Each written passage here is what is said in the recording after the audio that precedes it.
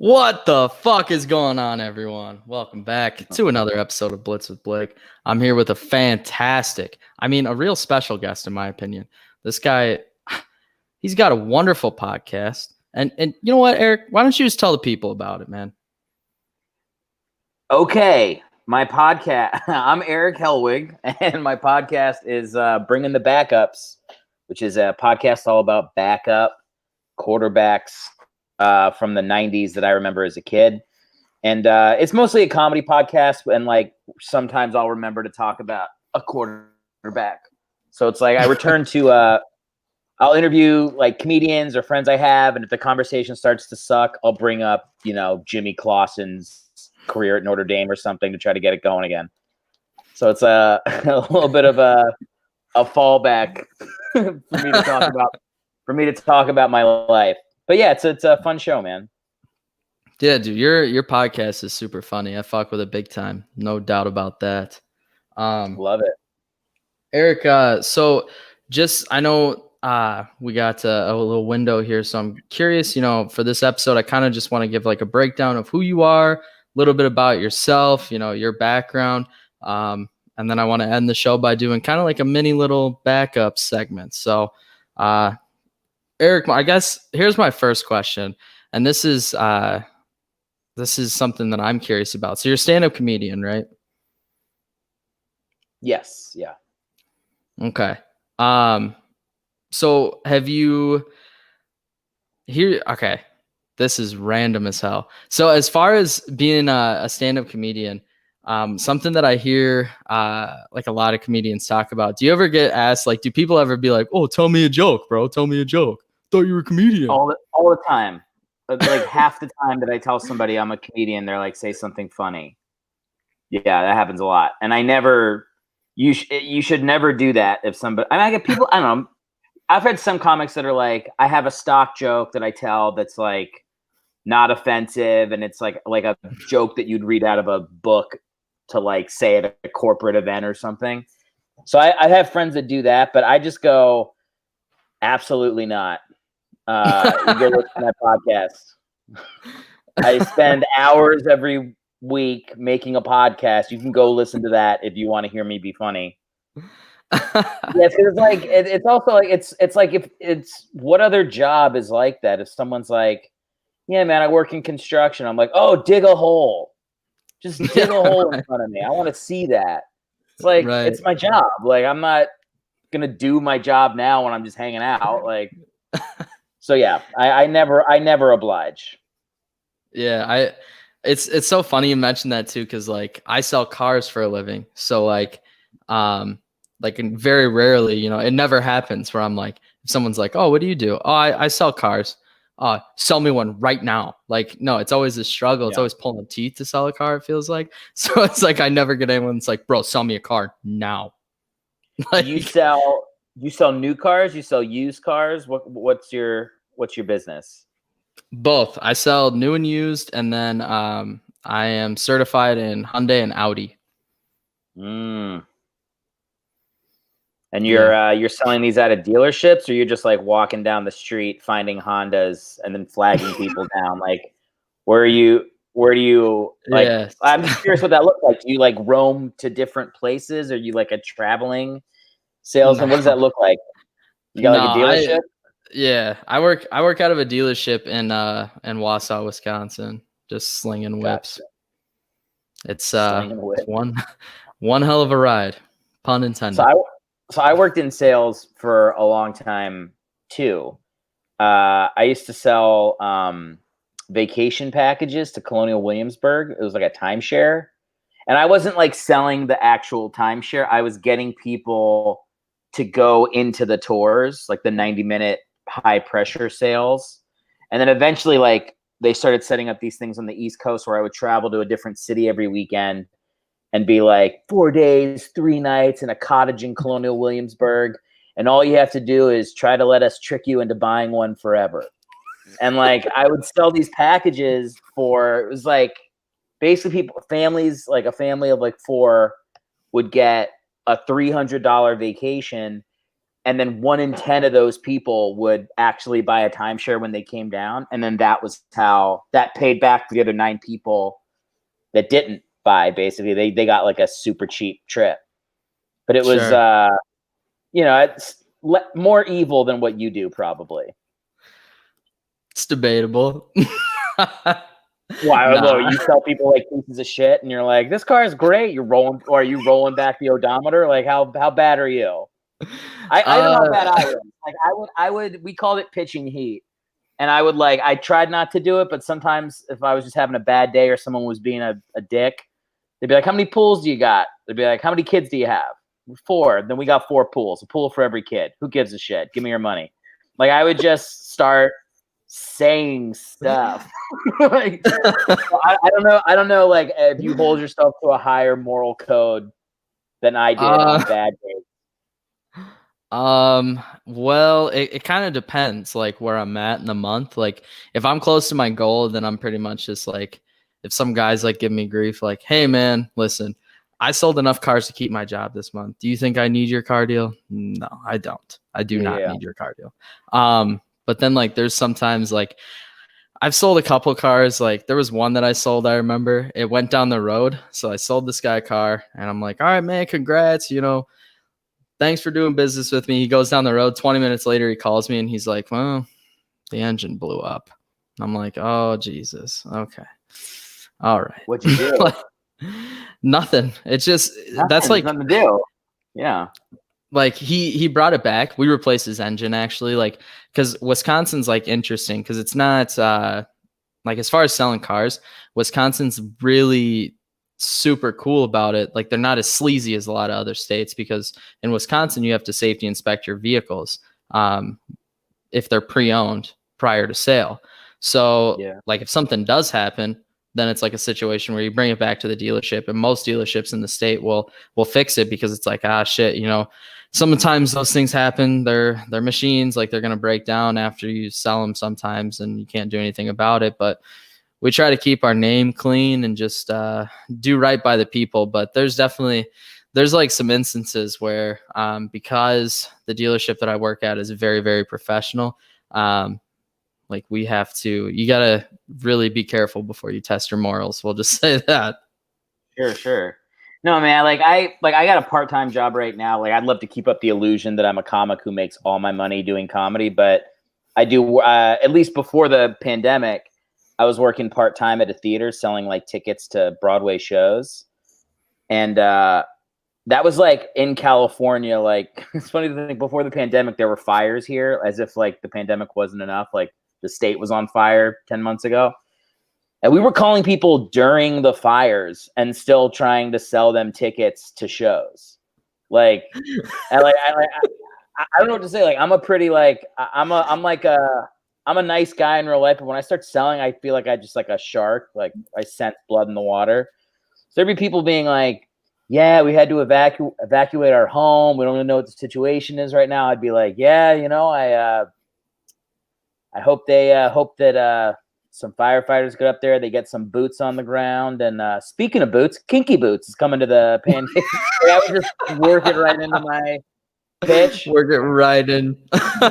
Yeah, man, because it's like, I still got to eat. I still got to, and in my head, I'm like, this is the thing I would always tell people. It's like, look, if it's like between this or like going to the grocery store next week, don't do it. But if it's not, like, you want to see Hamilton, just shut up and buy it. Like, don't make me. Right. I've sold timeshare. I've sold an invisible product. Like, the thing you're buying from me now is like an actual show where you'll laugh and giggle and do all that stuff that people that love musical theater do when they're watching it. So, like, it's nice to sell something that, like, I mean, maybe you feel this way with cars, but it's like, it's a real thing. Like, yeah, right. You need a car. People need art. So it's like, it feels better than like tricking people into paying maintenance fees on a property in Colonial Williamsburg they haven't been to in a decade. So I feel like on the tier of evil sales, I'm like going down. If high is evil, I'm trending the right way. It's always interesting too. Like, the one thing that I think is funny, like, everyone goes in. So all the customers go into car sales and they're like, listen, like, I feel like they have a conversation in the car first. Like, they're like, hey, listen, this guy's really going to try to fuck us over. So like, we got to be on our shit when we go in there. And everyone puts their guard up. But like, in reality, it's like, if you were just to walk into a dealership, look at the guy trying to sell you a car and be like, no, man, I don't want to buy it, and tell him why. Like, then we're just like, oh, okay, cool. Like, that's fine. We'll find something else. Yeah. Or like, it could be so much easier, but everyone just like lies about certain things. And then because they think like, we got to have our guard up, this guy's going to fuck us over. And it's like, no, I'm not. I'm really not. I'm just trying to help you find a car you want. Like, well, speak for yourself. I was trying to fuck people over. So like, I can say I fully endorse people having a conversation. I have that conversation with my wife. Like, when we go in to buy something, I'm like, let me do the talking. The evil inside of me knows how to navigate this situation. Because I mean, I this is a random example, but I'll give it to you. So when I was doing timeshare, and this is before I was doing like the East Coast thing, like I would be hanging out in a Walmart parking lot, waiting for people to walk out. And I would just, if they walked to a car with out of town plates, I would approach them to try to get them to sign up for this thing. And we got paid, I think it was like $160 minus whatever gifts you gave them. So if I only gave them like a gift worth $5, I got to keep 155. So I would like, there was like a golf package that was like, it only cost us $10 to give out. So like, everybody would be like, how do you feel about unlimited golf? Talking to like a 90-year-old woman that's like, what? And you're like, okay, I'll give you $100. But we would always start with like the thing that was best for us and then work backwards to like, what's the least I can give this person so that I can still pay my rent? So, you know, like, I feel like I feel like sales is a dance and people know what's up. And, you know, it's not a question of like, is someone trying to fuck somebody over? It's like, just, you have to know, honestly, if this is a product that's like gonna do something for you, you know, like you have to be, I don't think you should trust salesmen. I do that job now. Again, it's part-time, but like, I would not trust me. I don't think anybody should trust a salesman. We're not trustworthy people. Yeah, it's no. Thanks for having me on the show. You lying sack of shit. You're like, even on the show, you're like, no, I would never lie to a client. It's like, yeah, you do. If you're like, if it's the last day and you need one car to make your fucking egg, your whatever, your nut for the month, come on, man, you're pitching heat. I know it. Yeah, no doubt. All right. That's for sure. But I mean, at the end of the day, I got to pay my bills too. But it is funny. Like, it's just the dance is what's so funny. Like, it's just people come in and Facebook Marketplace is probably my favorite thing that's ever been introduced into sales. Like, I love Facebook Marketplace because you'll put like for me, it's so funny too, because like I have access to my dealership's Facebook Marketplace page. So like these messages roll in and I can reply and just be like, hey, yeah, if you want to come look at it, schedule a test drive with me. Like, and it's always so funny because you get the initial message. It's like, is this available? You message back, yeah. I mean, it's here. And then they go, it's like it'll be like I don't know, $15,000 car, let's say. And they'll be like, I will give you $9,000 out the door. It's like, what? It doesn't work that way. Like, no, it's a $15,000 car. You're asking me to not only pay your taxes, but you're asking me to give you a fat discount on this car for no reason. Like, why? And then it's so funny too, because you'll ask people like, well, where'd you come up with that number? I just pulled it off the top of my head. Okay, well, once again, that's not how this business works. Like, we don't just make the numbers up like when we put a car out there. You can do a hard sell. You just have to like know that what you're asking for is even doable. Like, I would be like, what's the final? 15? Okay, cool. I've got 13 if you want it. It's it's yours. And then just wait 5 seconds, be like, all right, have a good one, and just walk out. Like you have to know what's the actual number that somebody has to hit so that they don't lose their job, and go like, look, man, you're going to get a sale out of me, but it's going to be low because you're going to give me the absolute best deal you can give me. because I do this to people on the phone all the time. Like I could get somebody that extra ticket to the King and I, but I don't do it because I want the commission. So like Right. you know, just make it okay in your head that this isn't going to be a great deal for you, but at least it's a deal, and I have the money here. I don't know, whatever. This is why you wanted to plan out the show more, so we wouldn't talk about fucking sales for 15 minutes. I was like, yeah, we'll just go over the like. Literally, haven't mentioned football or comedy or any of the shit that I want to promote. Like, are you a Packers fan? Oh God, no. I was rooting Well, you're in against them all day. Wisconsin. What's your team then? I'm a Steelers fan. Okay, how does that work? Are you from Wisconsin? How do you end up a Steelers fan? No, I'm actually from Illinois, but my dad was a huge Steelers fan, so I just grew up watching the Steelers my whole life. So huge Steelers fan. Real disappointed in the playoff game, no doubt about that. Look, man, I got to be honest. I was not rooting for you guys, not because I have anything against the Steelers or I love Tomlin, but I mean the Browns. Come on. And now that the game is over, as a Steelers fan, can you even hate a team like the Browns? I know you can like maybe hate individual players on their team, but like as a city, you guys have been literally curb stomping them endlessly for like 2 decades. Like how angry can you be that they won a game in the COVID year? Like, how upset are you really?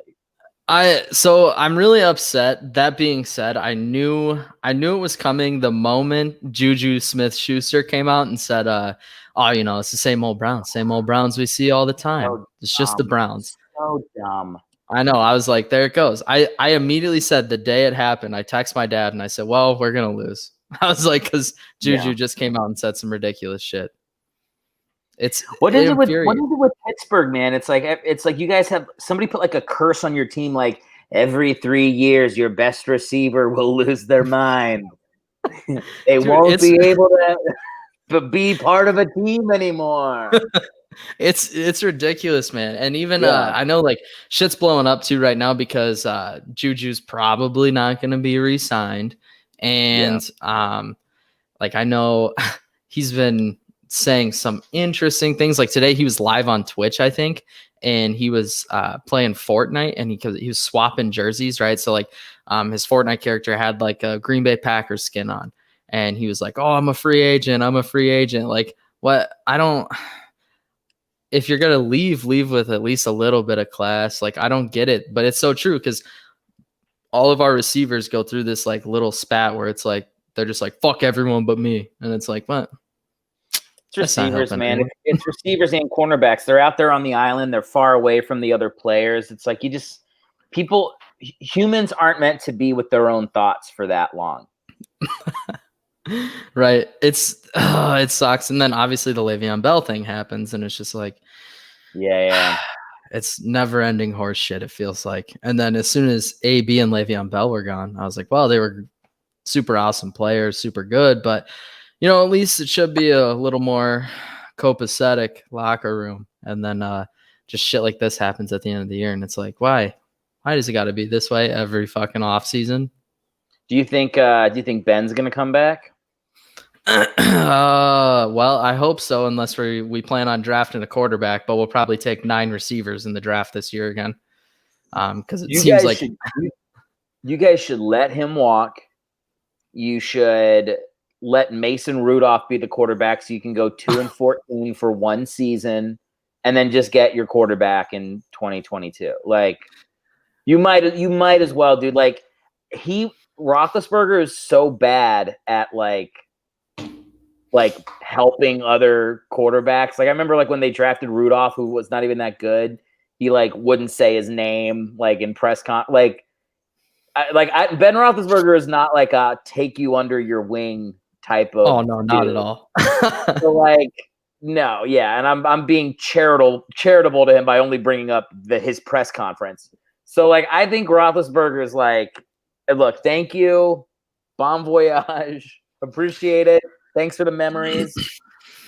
I think you guys should just like do a full rebuild for a year, and like I think the team will be better off for it. Just suck for a year. It's like as a Sixers fan, I'm a Philly fan. I don't know if you follow basketball at all, but the Sixers tank is one of the most heroic things ever done in sports. It's like my favorite move of all time. Let's be horrible for 3 seasons. Like, let's literally not try to win a game and just collect as many assets as possible, and then we'll build from there. So I'm always a big fan of teams. I think there should be like 2 teams trying to make the Super Bowl and 30 teams trying to get the number 1 pick. Like it should be like the Chiefs and the Packers, and then like I should be the quarterback for the Rams. Like everybody else should be trying to be miserable, as bad as they can be. Honestly, I wouldn't mind a tank season because, like I said, it seems like every year too. Like in the draft this year, I literally remember being on the phone with one of my buddies. And I said the same thing to my dad too, actually. I was like, oh, Pittsburgh's got a 2nd-round pick. We should at least take a guy that can get a year under his belt. And then maybe if Ben decides not to come back, we got a QB. And then it's like we take a wide receiver. I'm like, we have 6 wide receivers that could play. Like, why are we taking a wide out? Even though Chase Claypool had a pretty decent rookie season, he had 1 game with 4 touchdowns and then a couple touchdowns sporadically here and there. But at the same time, it's like every year I'd question the picks that we have more and more, I feel like. And it just sucks because I'm like, I just want a goddamn quarterback. Yeah. That's all I want. How do you feel about Mason Rudolph? He's all right. He's not terrible. He throws medicine balls around the yard.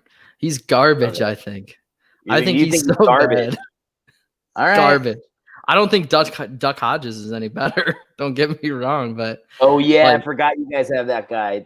Yeah. That dude is hilarious. I forgot he was on the team. Yeah, he didn't really do much this year. He played spike ball in the locker room quite a bit from what I've heard. Well, look, man, you know me. I'm always like, give the backup a shot. This guy hasn't had his opportunity yet. I was actually looking at I have a YouTube page where I throw up the podcast and we were talking about it offline, like stand-up clips and stuff. And somebody commented on my first podcast. I'm an Eagles fan. My first quarterback was Coy Detmer that I ever did on the podcast. I basically did the first episode being like, if I only do 1 episode, this is like artistically, I need to just talk about Coy Detmer for an hour and a half. Like I love Coy Detmer.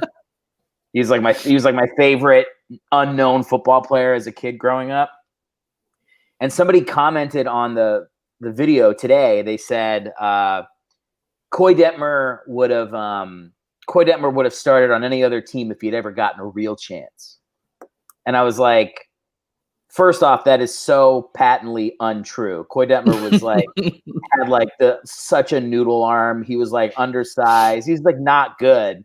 No.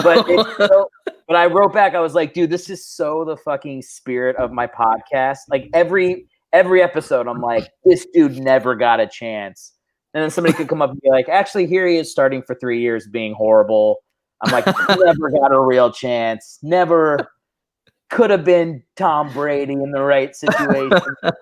It's fun to have a podcast that I feel zero obligation to provide any facts or say anything that's true. It's just all gut, all from the gut horseshit. Combined with me complaining about becoming celiac a couple months ago. So that's like basically. So yeah, I'm like, the Steelers need to like give Mason Rudolph a chance. And worst case scenario, you get a better quarterback in a year. Like, you just draft somebody else. Hopefully, and fucking fingers crossed. But I that reminds me though. So people that listen to my podcast frequently know, and you'll get a kick out of this. This is my favorite quarterback in the NFL. Still to this day. Nathan Peterman. Yeah, sure. Favorite by far. I love 35 interceptions in a quarter, I believe, right? Is that the record he said? Dude, it's so funny too, because like I remember when he got drafted, I was like, yeah, he seems pretty solid. And the Bills Mafia was going wild about it, right? Like, oh, Nathan Peterman, Nate Pete is our guy. And then he comes in his first game and throws like 4 picks right away. And I was like, this is awesome. From that point on, every single time that anyone got hurt, whatever team he was on, whether it was the Bills or the Raiders, I was like, fingers crossed. I'm like, I hope they bring in Nathan Peterman. I really do. Yeah. Dude, it's like he should get another shot. I mean, what is he? He's the third string in Vegas now, right? Correct. Yeah, so they're gonna get rid of they'll get rid of either Carr or Mariota. They can't keep both of them next season. So Peterman might go up to second string, which means 16 game season. Next year might be the year for our boy. He might get his day in the sun. I mean, what's crazy about the Bills is like I remember he had that like 5 interception game. And they sat Tyrod Taylor for him. And Tyrod Taylor's been like benched 8 times for crappier quarterbacks in his career. Like, I don't know why nobody likes Tyrod Taylor. But that's going to be like, he's not bad. He's really not. It's like he feels like I think he might be like the most snake bit quarterback in the NFL, just with like the situations he's been in. There's always been a guy behind him that either got drafted higher or some coach has a hard on for, so he just keeps losing his job. I mean, it makes sense in San Diego because, like, obviously, their rookie played awesome this year, and he got his lung punctured. Yeah, dude. The only reason we know about how good that guy was, I'm forgetting his name for some reason. What's the guy in San Diego? Justin Herbert. Thank you. So the only reason we know that is because his lung collapsed from like the doctor. Did he like sit on the needle? Like, how does that happen? Dude, I have no idea. But it's such terrible luck. I'm like, man, and now like Tyrod Taylor's at a place where like he's too old for any team to ever be like, this is actually our guy. So he's just like a bridge quarterback forever now. Forever. But yeah, he really wasn't that bad at all. No, dude. I mean, like I used to watch him in at Tech. He went to Virginia Tech, and he lit it up there, man. I mean, he was good. Like, I mean, he wasn't Michael Vick level, obviously, but like super mobile, like strong enough arm, accurate pass. Like I love Tyrod Taylor. I was always like, this guy's gonna blow up, man. Like, and when he did for a little bit with the Bills, but yeah, man, that guy just can't hold it down. Can't hold the job down for whatever reason. It was so like I felt so bad because I do like Tyrod Taylor, and then he gets his lung punctured, and I was like, yep, this is some Tyrod Taylor shit for sure, no doubt about that. Staying on brand. Oh fuck. So I am curious. One thing I wanted to bring up. So you were on America's Got Talent. Yes, I was. Yeah. What was it? What was that like?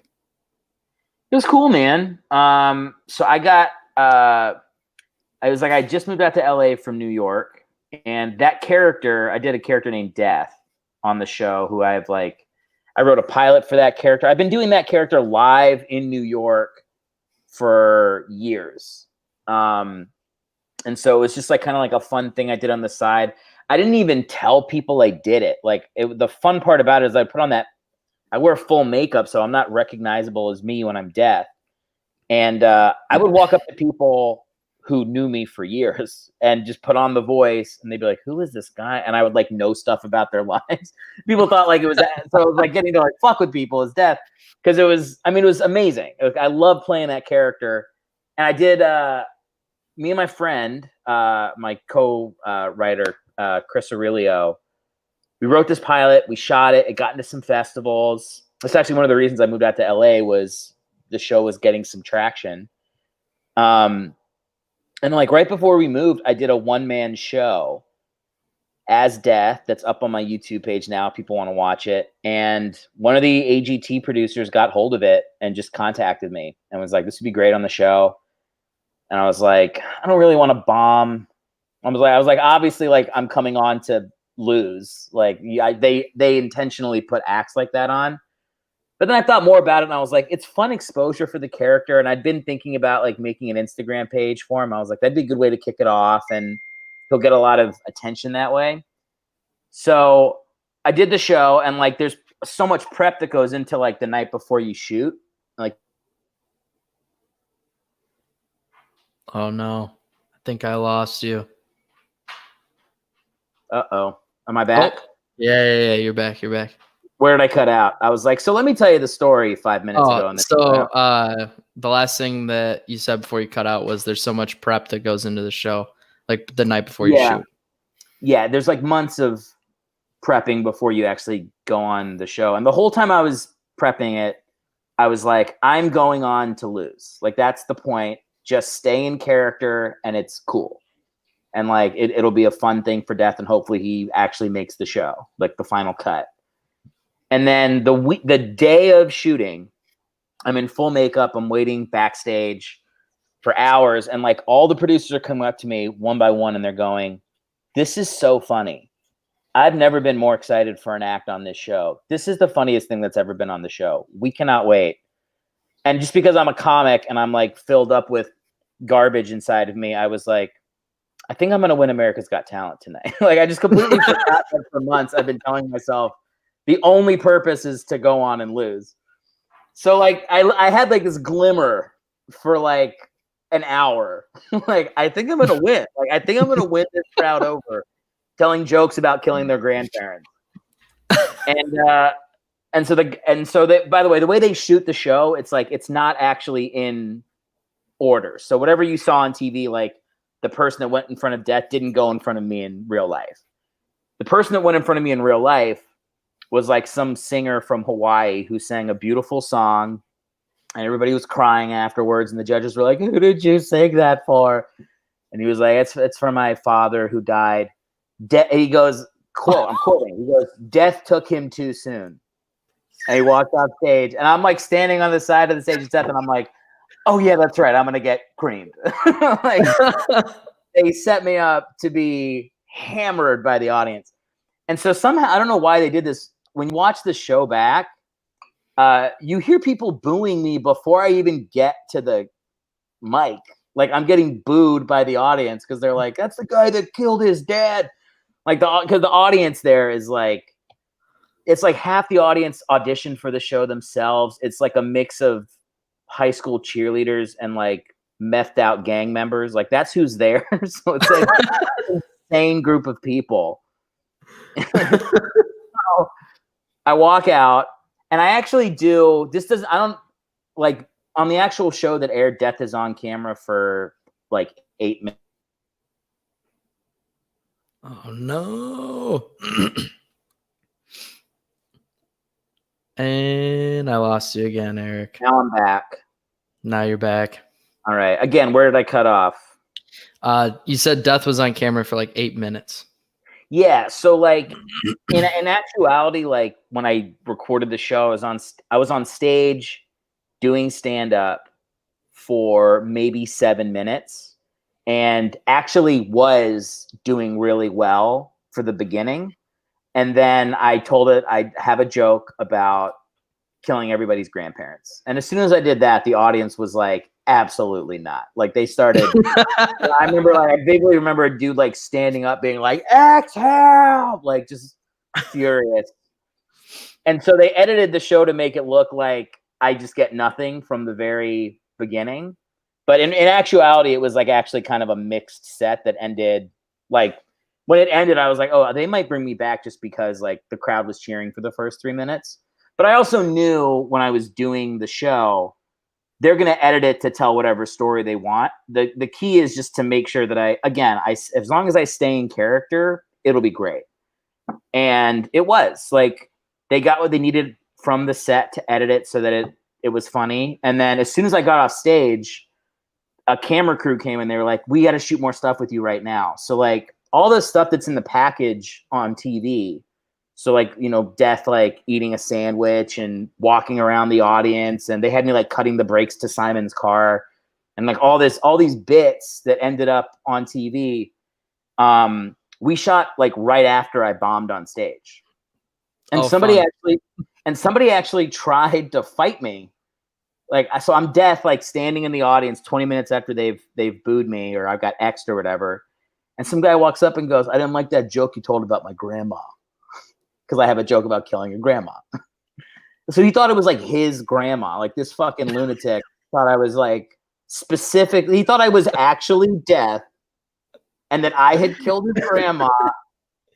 Like some purple haired dipshit. Like you looked at him from stage and you were like, Yes, this is you. dude. Who hears a joke and goes like, "It's real"? Like, it's just insane. But like my adrenaline was up, so I was like ready to fight him. And the producers with me had to like separate us. And I was like, I only think back right now and being like, dude, I was in full death makeup, getting ready to tackle some idiot down a flight of stairs because he was like threatening me over a stupid comedy act on a show. So like it ended up being like, I mean, I brought my friend there who's another comic buddy of mine, and we were driving home and he was like, "This is the best night of my life watching you go through this." Like he was laughing so hard. He was like, "If they don't keep this in the show, they're idiots. This is like everything that happened is comedy gold." And then yeah, it was when the actual show happened, the producer that I became friends with, her name's Nyla Durrani. She casts a lot of stuff on TV now. But we became buddies through the process, and she was so excited for me. She was like, "Yeah, obviously it would have been great if you had won the show, but that was never really what was going to happen. But they gave you like a full 8 minutes on national TV with your character, and like I got like thousands of followers on Instagram from it, and it kind of became a cool little feather in my cap. And now when I show people that video, I'm like, I don't even remember that, like, when I was actually on stage, there was a chance I was going to, like, none of that. All that matters is, like, I can say I was on AGT. I have 7 minutes of really funny material from it. And it's like, whatever's going to happen with death, that's always in his bio. That's like a fun thing that he did. So. Sure. That's pretty, that's pretty crazy. It is interesting though. Cause I was curious, like, cause like when you watch shows like AGT, like American Idol and stuff, you see like all these stories and like layouts before the person like goes on and auditions. And I was always curious, like I was interested to see like, is that shot before or after? Because like, I feel like Yeah, it makes sense that it's after, because like if you get someone like on America's, or like take American Idol for instance, someone from like when it used to be funny, when they had super awful people on, like they would never do like a full story about someone that was just gonna fucking blow like for no reason. Like so I was always curious, like if they shot it all before and then they were like, we gotta cut all of that shit out that we just recorded.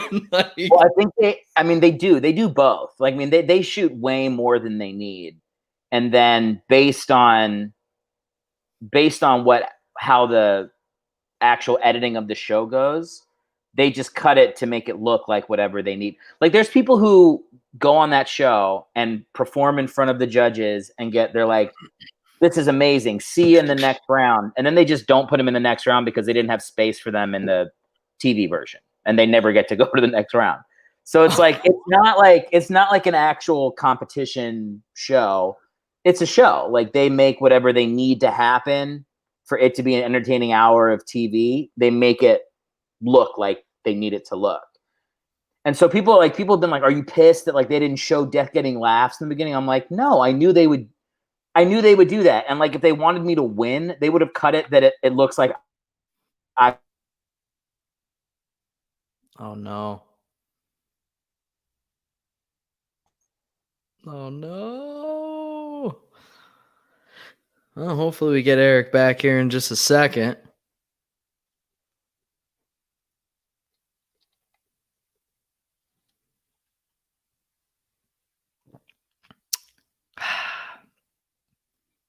Technical difficulties, always an issue. Nice freeze frame of his face though.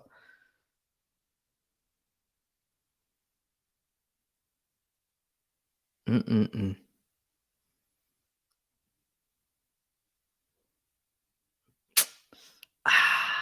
Lost him. Well, that being said, oh, we got him back. Boom. And he's back. Back like he never left.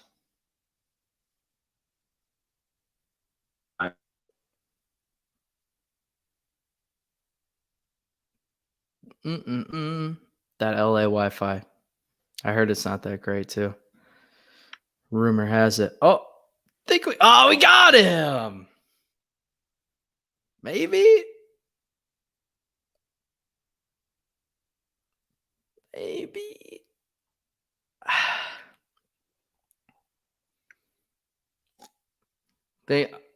Maybe. Subtle movements.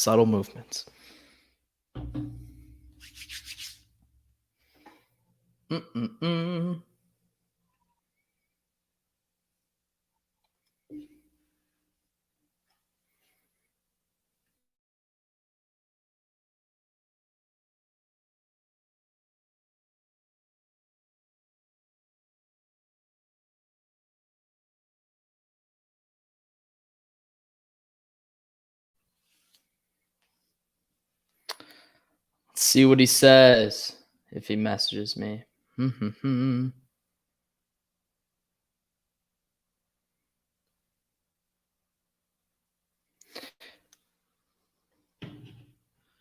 Got him added back in. Hey, man. Gotcha.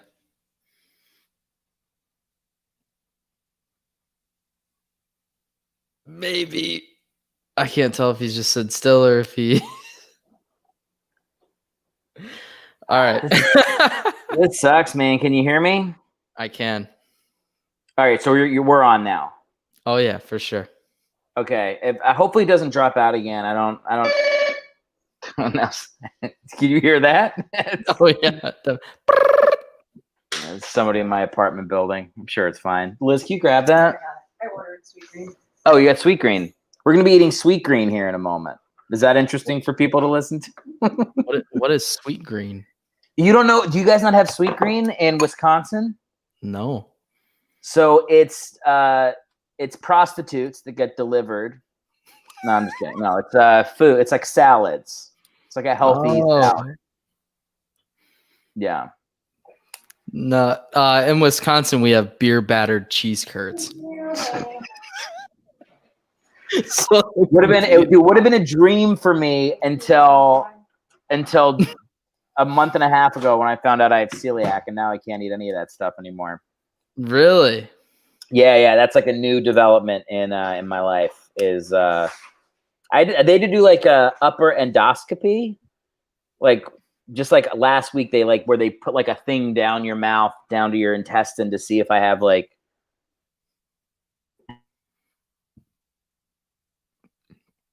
Oh man, we were just getting into upper endoscopies, and you dropped out.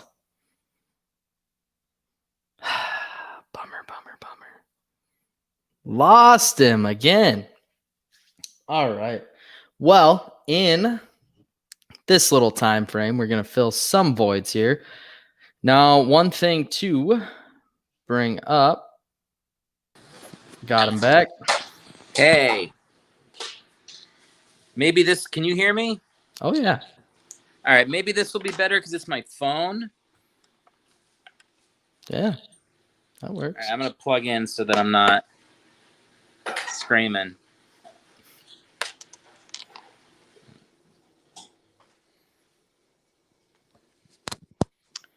All right. I'm back. Back like you never left. This has been riveting, I'm sure, for your audience to see me struggling with my internet for fucking 10 minutes. Anybody that's stayed with you this long is truly like a great fan. One thing, so I know you got to get out of here in what, like 10 minutes? I'm actually good for another 15 or 20 because the thing I had at 7 just got pushed 15 minutes, so we can go a little bit longer. But yeah, I mean, whatever. As long as I feel like my internet's going to make the decision before we do. Cool. So how one thing I did want to bring up too, how has like your stand-up comedian career, being a comic and everything, how has that transitioned into like your podcast? Like, is podcasting what you thought it was going to be is really what I'm getting at. Yeah, that's a good question, man. I mean, when the pandemic started, I was like every other comedian a month in. I was masturbating 85 times before noon. I had nothing to do. And I was like, I should really try to do a podcast. And even like I bought something called a Rodecaster Pro to do my show. It was like on back order for months. I had to get one like delivered to me from like somewhere in Europe that was used just to even start, because so many people were thinking about starting a podcast about a month into the pandemic. Like literally, I feel like all my friends have started podcasting. And for me, it was like when I was in school, I used to do radio. Like that was like one of the first things I did comedy wise in my life. I was going back to when I was 19 years old. So getting back to podcasting is like, oh yeah, this is what I used to do with my friends before I even like knew that stand-up was a thing, or before I was like, making comedy videos or anything like that. So it's kind of felt like a little bit of full circle, and I feel surprisingly comfortable doing it, even though I'm only 10 episodes into the podcast. So yeah, I've had a really good time with it. I was worried about being able to hold a show by myself without a guest sometimes for 40 minutes to an hour. And then I found out that I'm ADHD enough to totally do that. Like it's very like just based on how much I talk to myself throughout the day, walking the dog, in the shower. Like my wife will be like, "Are you on the phone?" I'm like, "No, I'm talking out loud like a sociopath," not realizing I'm doing it, talking to myself. So yeah, the podcast has become like a really good outlet for me personally. So I love it, and like, yeah, I'm like, I have friends who are doing podcasting that like hate it, and I'm like, well, it's obviously not going to last because it's so much work. You have to love it to keep up with it. So I'm like excited, and I'm like, this is where, I'm 35 years old. I'm like, I've been doing comedy for a decade. If it's gonna work for me, the podcast is gonna be the rocket that either takes me or explodes, like on liftoff. So like, I'm on the podcasting, man. I like doing it. I like going on other people's shows. Like, it's a cool way to like meet. Like, I have like a couple people that I did a show with in Cleveland, and now like we chat on Twitter a lot. And I'm like, oh, I have like a place. I have like people to visit in Cleveland now when I do stand up. And it sounds like dumb to realize that in your mid 30s as a comic. Like, oh, I should be using the internet to meet people and make fans and all that. But whatever. I mean, that's just kind of, it took me this long to figure that stuff out. But the podcast has been an awesome way to connect with people. And, like, I've got like fans of the podcast that aren't related to me. And that's like a very cool thing that already has exceeded what I was hoping for it. So Sure. Yeah, man, I'm stoked. I'm ready to like do it more and see how much it can grow.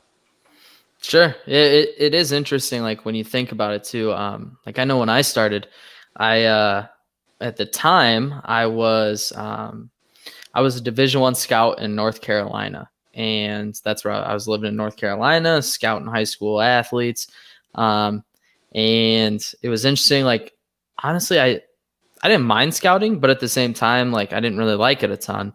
Not to what I thought it was. I thought like scouting, when I got out of college, I was like, oh man, scouting's what I want to do.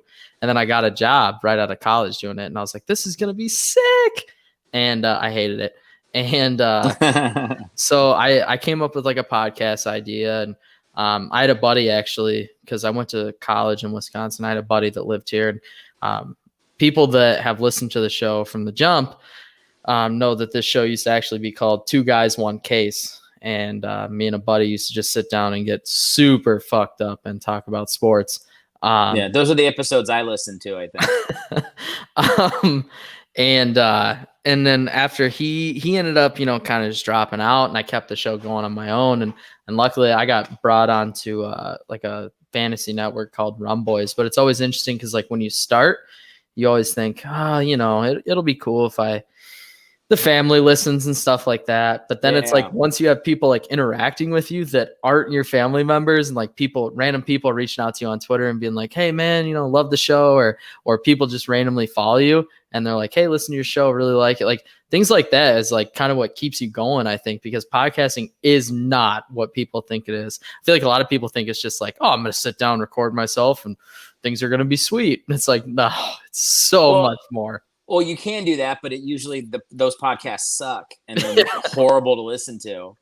So yeah, exactly. Like, I mean, dude, I've had many similar situations to what you described, like even with your co-host of like, I remember when I went to school in Southern Virginia. I graduated young. I was 21 years old.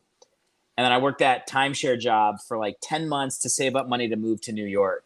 And in those 10 months, there were 3 different people that were like, I want to go to New York and do comedy too. Let's find an apartment. And I was like, great, I'm moving on this date. And like, I had like one of my best friends that was like, we're doing it. We're going to be comedian best friends in New York. And like 3 months in, he's like, I'm taking a job at my dad's company. And then this other girl's like, I want to be an actress. I'm doing it. A week later, she's like, yeah, I can't actually go. I can't believe you're going to do that. A third girl, we go up to New York a month before the date I'm moving. But I'm like, I'm going to quit my job on this day and I'm going. We go up and look at apartments. Get back on the bus. And she's like, yeah, I can't move to New York. I'm not doing it either. And a month later, I'm moving into a place that I literally found a place online, and I wired them $200 and just showed up to an address that I had written down on a sheet of paper. I didn't know anybody in New York. And I was like, that's so what happens is like when the rubber meets the road, the people that are serious about it are going to do it and other people aren't. And it's like, you find that out. I think I found that out early that like, you got to do it yourself. Like there's like a process of like creatively there's people you work with. And like, that's like 1% of the 100% of people you'll work with is like 1 out of 100 will be like, I would totally do something creative with this person. And then out of that 1%, divide that again by 50. And that's the percent of people that are going to like work to the level that you want to work and actually like commit to it. So it's like finding somebody that you connect with and wants to work like you want to work and has like the drive to keep doing it even when it sucks. That's so rare. It's like the best thing to do is just do it yourself. Like you're doing it. That's what my podcast is. Like the sooner you accept that about other people and like don't even get mad at them, just be like, yeah, man, I'm on my own ride. You can join if you want, but like I'm my own boss. I don't have to email somebody else to motivate them to do what they said they're already going to do. Like it's on me to get stuff done. Yeah, it's so funny too, because even since like I've been on my own, I've had people reach out to me, like some of my buddies, and be like, hey man, I think I would make a great co-host. Nope. No, you wouldn't. No, you would not. Right. Exactly. And I tell all my buddies right away, I go, okay, if you want to co-host, like you can, but I'm going to let you know what goes into this behind the scenes. And like, I tell them all the shit I do. Cause I have one guy that does marketing for my podcast. His name's Noah. Shout out to Noah. And he creates like all of my graphics, things like that. And then, he just does some social media stuff and he does my graphics. Other than that, like I record, I edit, I do all this stuff. So like I explain like, hey, usually like if, especially if I have like the guys from Rum Boys on, like these guys will pull stats out of their ass that I didn't even know were stats. Like, so sometimes I got to do some research with these guys, times 10. But they know a lot about the game. But that being said, like, it's so funny because I'll be like, this is what I do. This is editing. This is what I do, before the episode, after the episode, things like that. And then it's just immediate answer. Oh, I don't have time for that. It's like, oh yeah, shocker. Of course you don't. Because, well, it's like people think, I run into it with stand-up a lot where people are like, I don't know if you ever watch like the Emmys or something where they have like an actress or an actor doing the comedy bit in the front. You're always like, oh, this is going to be good. Because so many people think that comedy is just talking. It's just talking in front of people. Oh, I I took public speaking in high school. Comedy's not that hard. I remember when Charlie Sheen was like doing heroin or whatever and giving people AIDS. He did like a comedy tour, and of course he was like did 5 dates in it and then quit because he like didn't get a single laugh. Because it's not just saying words. It's like a skill that you hone over a decade, and like there's no like substituting in for that amount of work. So yeah, like people think that like people always, it's like you can't. I'm not mad when my family says, "Tell me something funny," or "How hard is a podcast? It's only 40 minutes." It's like, yeah, I'm like, that's what you would think if you've never tried it.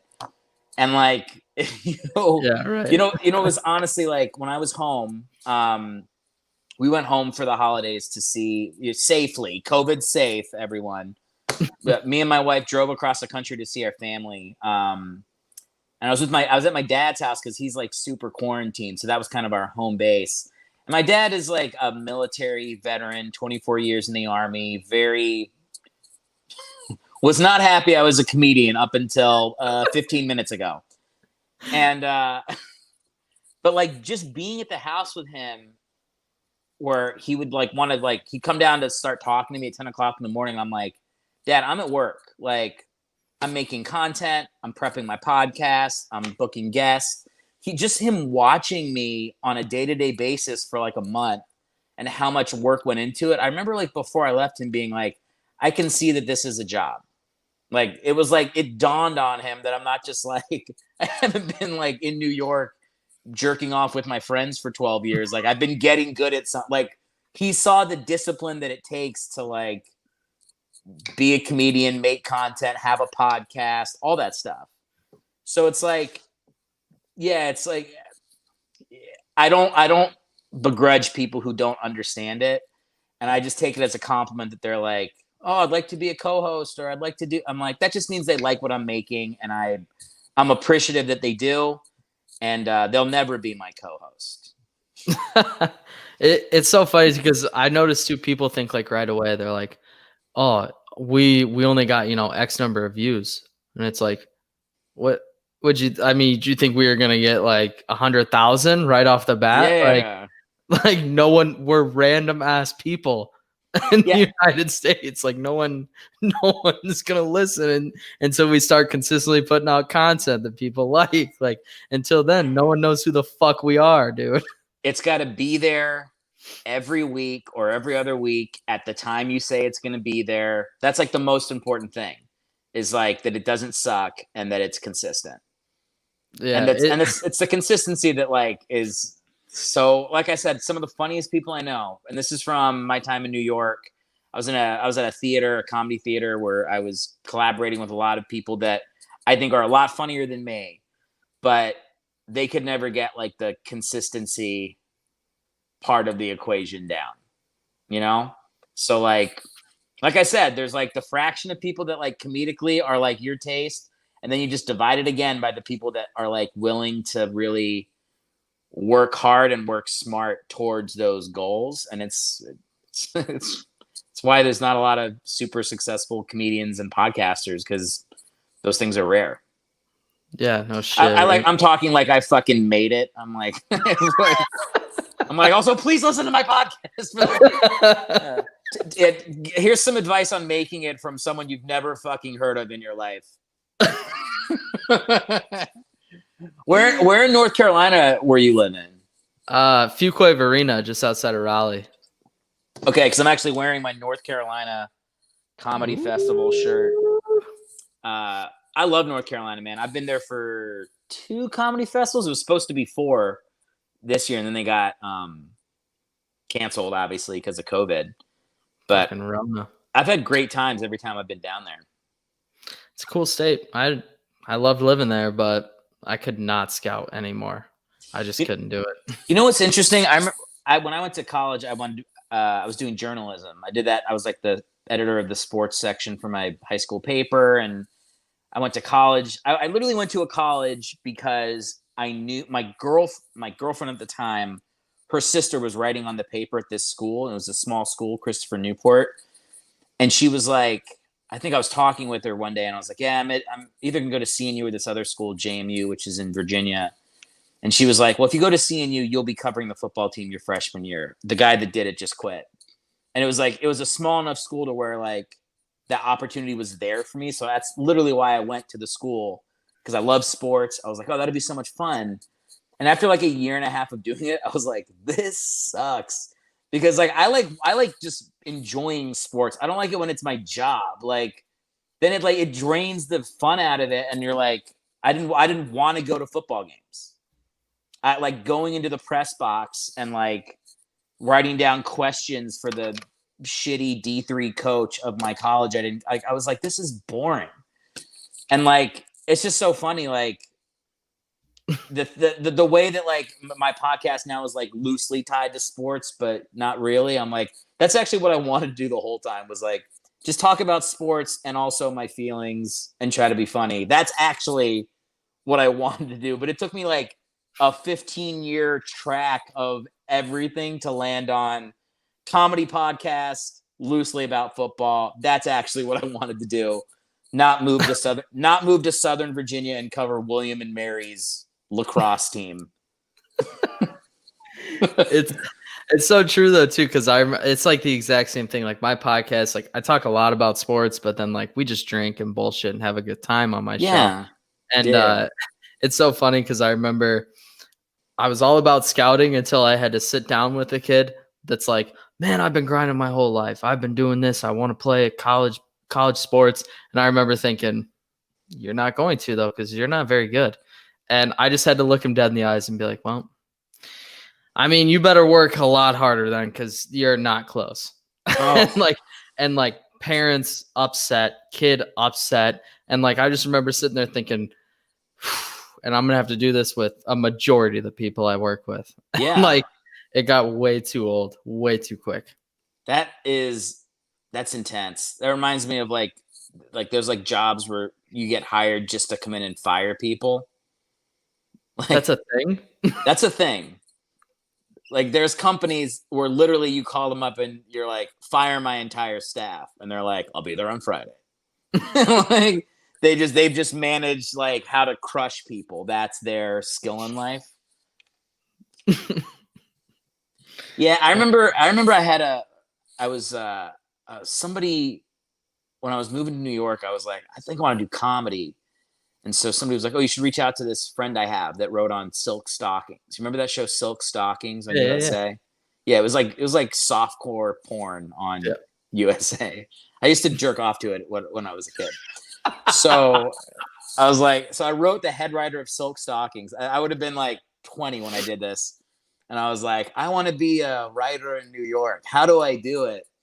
And the guy wrote back, try not having typos in your letter to the person you're reaching out to. That would be step number one. And I was like, oh! But that's somebody that gave like zero fucks about my feelings. Just being like, you're a dumbass. Proofread your fucking email asking for a job. Who the fuck are you? He's like, he just writes back, you didn't see the red squiggles on Microsoft Word, Chief? Oh my God. I was fucking mortified. I almost didn't move to New York because I was afraid I would run into him. He just sees you walking down the street. Hey, aren't you that guy that wrote me that letter with? Yeah, you seem, I never saw your face, but you just the look of your face, you seem like the guy that wrote me an email 5 years ago. Is that you? So dumb. I've humiliated myself in the business many more times over since then, but that was the first of many. Hey, you got to start somewhere. Oh fuck! All right, man. I'll let you go eat your sweet green, but go ahead and let everyone know where they can find you on social media, on YouTube, everything like that. Yeah, so if you just look up Erik Hellwig, that's my Instagram, my Facebook, my Twitter, just at Erik Hellwig. And the podcast, Bringing the Backups, which you can find on all platforms for podcasts, Spotify, Apple, all that stuff. So yeah, and then my website is just probably the easiest. I should just say my website, erikhellwig.com, has all of that stuff. So go check that out. And please, for the love of God, help make my podcast successful. Is that a good way to end it? Please, please, like a single tear. Help. And for just 10 cents a day. And you're like I said, I have to listen to new episodes of your podcast for whatever reason on Apple Podcast. I listened like when I was like, oh, I should research his show. I listened to the one that had you and another guy drinking. So that's what I thought the podcast was until we hopped on the call. So I got to listen to like your newer episodes to hear like the updated version of your show. But even your drunk one was fun, man. Like I think you're doing cool stuff too, and I'm happy to hear you found like a, what do you call it, like a network for your show. That's all really cool too. So it sounds like you're heading on the right way as well. Hey, appreciate it, man. I appreciate that, and I appreciate you coming on the show. Yeah, man. Let's do it again sometime. All right. For sure. No doubt about that, because this was a blast. Cannot thank everyone enough for listening. This is going to be live on all podcast platforms tomorrow as well. Like, comment, subscribe on everything. You know what? Throw a subscribe my way. That'd be sweet. And I'll end it the same way I always do, folks. Take her sleazy.